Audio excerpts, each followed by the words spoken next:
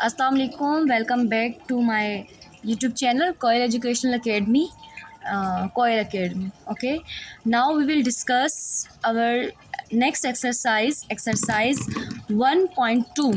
Here are some, I didn't mention here exercise name because I will firstly discuss some properties by which we will discuss it in the exercise 1.2.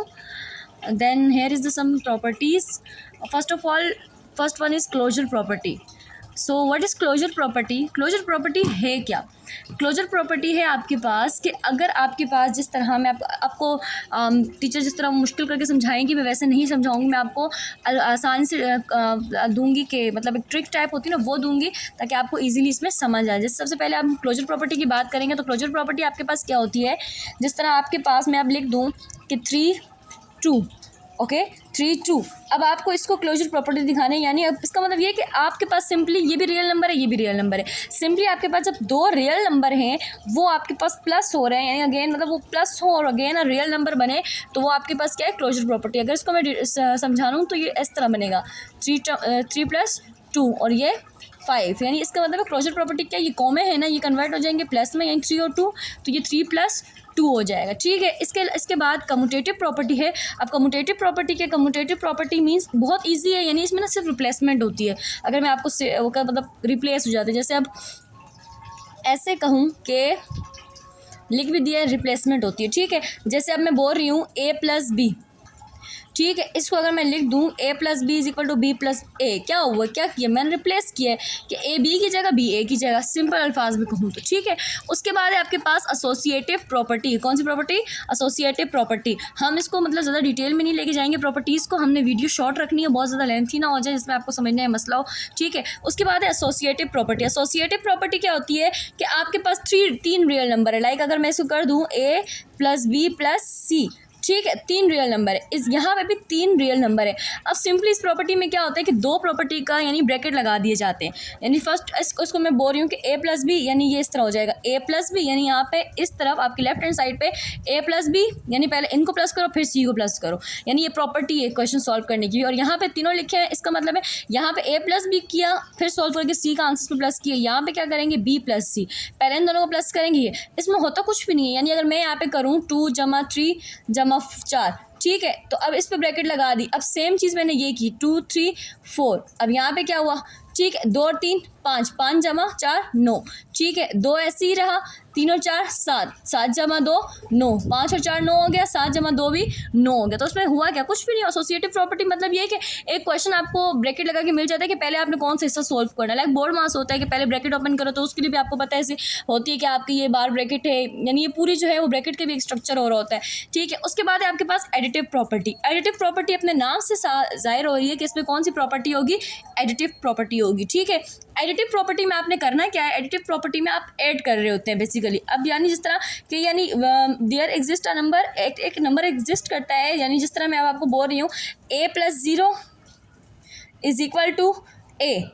इसका मतलब क्या है कि आपने ये ऐसी property है कि इसमें आप यानी आपने एक ऐसी चीज़ बतानी है कि जिसमें आप कुछ प्लस भी करो तो वो चेंज ना हो.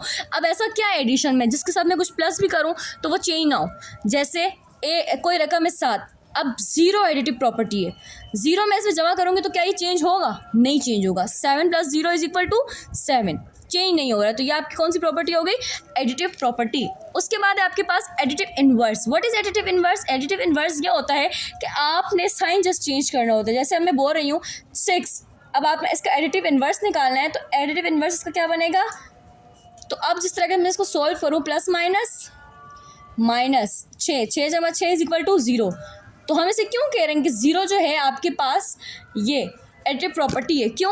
आपने जब एडिटिव इन्वर्स किया, 6 का एडिटिव इन्वर्स है -6, जैसे 4 का अगर होगा -4, 3 का आपके पास होगा -3. आप इसको जब हल करेंगे तो ये आपके पास 0 ही आएगा. क्यों? क्योंकि ये प्रॉपर्टी है, एडिशन की प्रॉपर्टी है, जो क्या आपको हल करके वही मिलता है.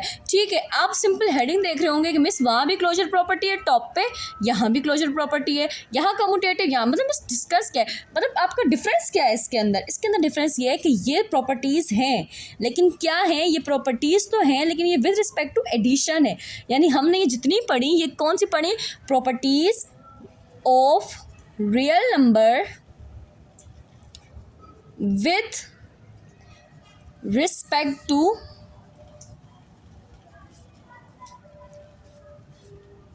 Addition, with respect to addition.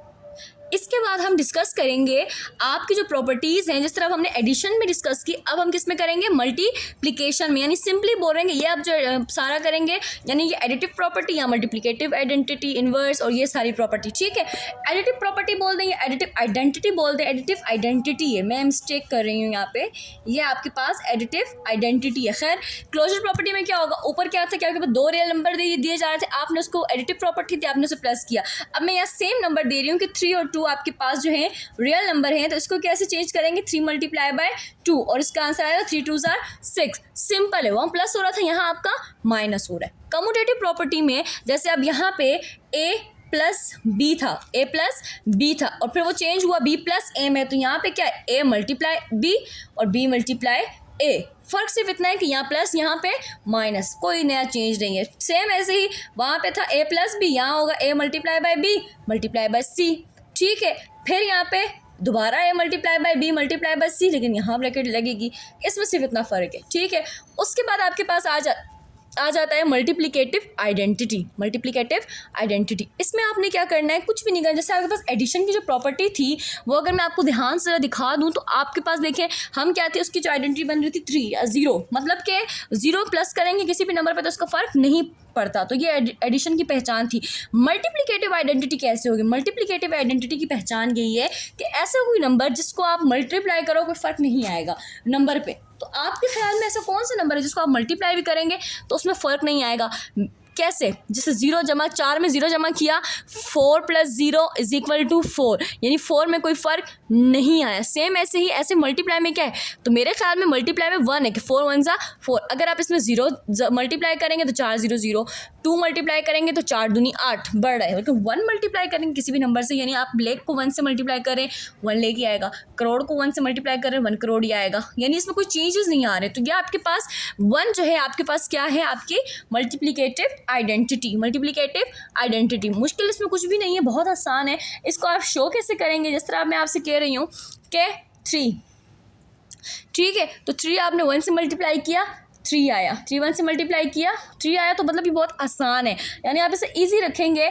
कि मतलब इसमें मुश्किल क्या है, कुछ मुश्किल नहीं है, बहुत आसान है। 3 मल्टीप्लाई बाय 3 ईजी। अब मैं इसे फ्रैक्शन मल्टीप्लाई कर रही हूँ 3/5, 1 से मल्टीप्लाई करूँ तो क्या फ़र्क आ रहा है, कुछ नहीं आ रहा, 3 एकम 3 बटे में 5, तो कुछ भी फ़र्क नहीं आ रहा, वो उसी से मल्टीप्लाई हुआ वैसे का वैसे ही रहा।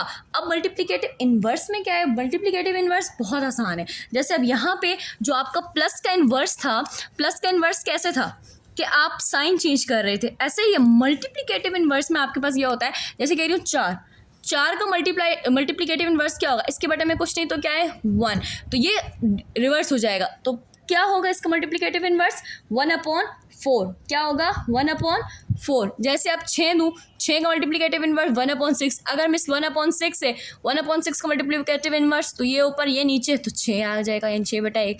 तो यहाँ तक आपको समझ आ गई होगी। ये कौन सी प्रॉपर्टीज़ थी, एडिशन की सारी प्रॉपर्टीज़। ये कौन सी प्रॉपर्टीज़ थी, मल्टीप्लिकेशन की।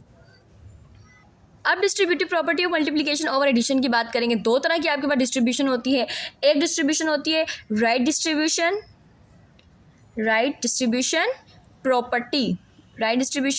प्रॉपर्टी, और दूसरी जो आपके पास प्रॉपर्टी होती है वो होती है लेफ्ट डिस्ट्रीब्यूशन प्रॉपर्टी, ठीक है। यानी इजी है आपके पास, राइट और है कुछ भी नहीं, बहुत आसान है। मैथ वैसे ही बच्चे बहुत मुश्किल समझते हैं कि मिस ये बहुत मुश्किल है, या फिर एवं ही लोग मैथ से बहुत भागते हैं। मैथ बहुत आसान गेम है, अगर मैथ को मतलब एक यार फ्रेंडली एक स्टोरी की तरह लो, बहुत स्टोरी की तरह इसको करो तो बहुत आसान है, ये चीज़ कुछ भी नहीं है, सिंपल है। अब आपके पास डिस्ट्रीब्यूशन, अब एक ही प्रॉपर्टी है लेफ्ट और राइट का मतलब मैं आपको क्लियर कर दूंगी। अब लेफ्ट और राइट का मतलब क्या है, यानी मैं आपके पास लिख रही हूँ एक क्वेश्चन लिख रही हूँ, a into B plus C is equal to, ये A मल्टीप्लाई होगा B से, A और B मल्टीप्लाई हुआ AB, ठीक है, प्लस का प्लस A मल्टीप्लाई होगा फिर C से, क्या बना A और C, ये मल्टीप्लाई हुआ। अच्छा सेम चीज़ है, U मल्टीप्लाई हो रही है B प्लस C और फिर मल्टीप्लाई होगा, यानी अगर मैं आप इसको सिंपल कर दूं B प्लस C कर दूं और A इधर कर लूँ, या फिर इसको यूँ लिख देते हैं कि आपके पास A प्लस बी हुए और C मल्टीप्लाई हो रहा है, कुछ भी नहीं है, A और C मल्टीप्लाई होंगे, प्लस बी और सी मल्टीप्लाई हो जाएंगे। तो हुआ क्या, ये जो ए है ये आपके पास लेफ्ट से मल्टीप्लाई हो रहा है ना, ये लेफ्ट राइट हमारा ये लेफ्ट से मल्टीप्लाई हो रहा है, ये कौन सी प्रॉपर्टी हो गई, लेफ्ट। और ये सी कहाँ से मल्टीप्लाई हो रहा है, सीधे हाथ से मल्टीप्लाई हो रहा है, राइट मल्टीप्लाई हो रहा है, तो ये आपके पास कौन सी प्रॉपर्टी हो गई, राइट। तो बस ये सारी प्रॉपर्टी का गेम थे, ये आपको क्लियर हो गया तो आप 1.2 बहुत आसानी से कर सकते हैं। Thank you so much.